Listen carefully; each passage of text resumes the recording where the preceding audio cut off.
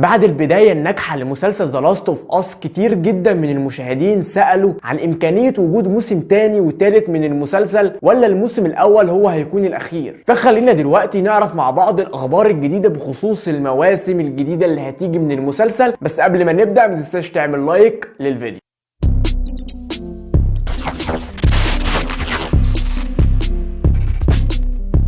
يوم 15 يناير نزل اول حلقه من الموسم الاول لمسلسل ذا لاست اوف اس، الموسم اللي هيتكون من 9 حلقات. الحلقه التاسعه والاخيره منه هتنزل يوم 15/3/2023، ولحد دلوقتي وقت ما انا بكلمك نزل 3 حلقات من الموسم الاول، وفي انتظار باقي الحلقات 6 حلقات لحد شهر 3. ذا لاست اوف اس في الاساس كانت لعبه من ابداع نيل دروكمان، اللي هو كان مسؤول عن تاليف وتصميم اللعبه دي. هو نفس الشخص اللي بقى مسؤول عن كتابه والاشراف على مسلسل ذا لاست اوف اس، عشان يضمنوا نجاح المسلسل على قد ما يقدروا. كل ده بمساعده المخرج الكبير كريج ميزن، اللي كان مسؤول عن ظهور روعه مسلسل اسمه مسلسل تشيرنوبل اللي كان من انتاج HBO برضه. فهنا احنا عندنا شخصيتين ساعدوا في خلق ضجه ونجاح كبير في اول حلقات المسلسل اللي نزلت. اما بقى عن المسلسل واحداثه كلها بتدور حوالين شخصيتين رئيسيتين، هما جول ميلر وايلي ويليامز، اللي بيجسدهم ممثلين عظام جدا وكان اختيارهم اكتر من موفق، بيدرو باسكال وبيلي رامسي. وهنا القصه بتتكلم عن نهايه العالم بعد انتشار وباء فطري قدر يتمكن من كل البشر، لكن في شخصيه هي ضد الوباء الفطري ده، وهي الطفله ايلي. الطفله ايلي دي هيكون جوه دمها اللقاح اللي هيعالج البشر من الوباء اللي اتمكن منه. وهنا جول مسؤول عن حمايه الطفله دي من كل الاحداث والصراعات اللي هتمر عليهم طول احداث المسلسل. ويا عزيزي بعد اول حلقتين من الموسم الاول اللي نزلوا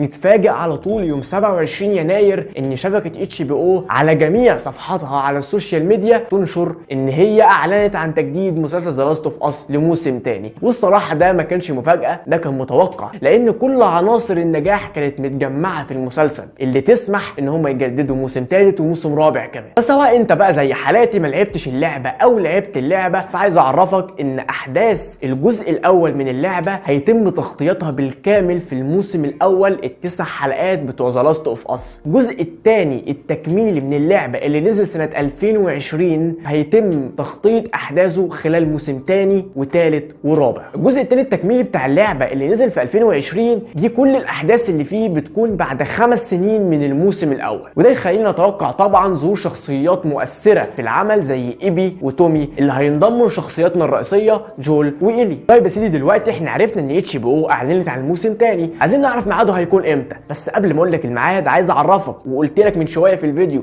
ان الجزء الثاني التكميل بتاع اللعبه اللي هيتم بناء الموسم الثاني عليه، الجزء الثاني بتاع اللعبه ده احداثه بتسمح لموسم ثالث وموسم رابع. فما تتفاجئش ان هم اثناء عرض الموسم الثاني اللي هينزل خلال سنه او سنه ونص هتلاقيهم بيعلنوا عن تجديد المسلسل لموسم ثالث كمان. فبناء على التوقعات اللي انا دخلت شفتها وقريتها ان التصوير بتاع الموسم الثاني اللي لسه ما بدأش هيبدأ في شهر 3 الشهر الجاي 2023، ومتوقع نزوله في نص او اخر 2024. وده يا عزيزي كل حاجة عن الموسم الثاني فيما يخص الاحداث والشخصيات وموعد العرض. ودلوقتي يجي دورك انت في انك تعمل لايك للفيديو، تنزل تحت في الكومنتات تقول لي ايه درجة حماسك للموسم الثاني من المسلسل ده، واستناني في فيديوهات جديدة. يلا سلام.